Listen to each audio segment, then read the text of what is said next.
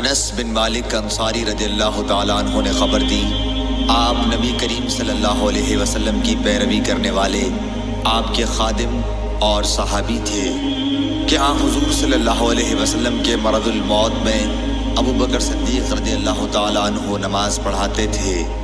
پیر کے دن جب لوگ نماز میں صف باندھے کھڑے ہوئے تھے تو حضور صلی اللہ علیہ وسلم حجرے کا پردہ ہٹائے کھڑے ہوئے ہماری طرف دیکھ رہے تھے۔ آپ کا چہرہ مبارک حسن و جمال اور صفائی میں گویا مصحف کا ورق تھا۔ آپ مسکرا کر ہنسنے لگے۔ ہمیں اتنی خوشی ہوئی کہ خطرہ ہو گیا کہ کہیں ہم سب آپ کو دیکھنے ہی میں نہ مشغول ہو جائیں اور نماز توڑ دیں۔ حضرت ابو بکر رضی اللہ تعالیٰ عنہ الٹے پاؤں پیچھے ہٹ کر صف کے ساتھ ملنا چاہتے تھے۔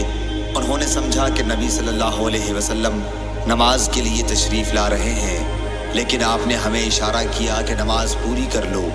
پھر آپ نے پردہ ڈال دیا۔ بس حضرت صلی اللہ علیہ وسلم کی وفات اسی دن ہو گئی۔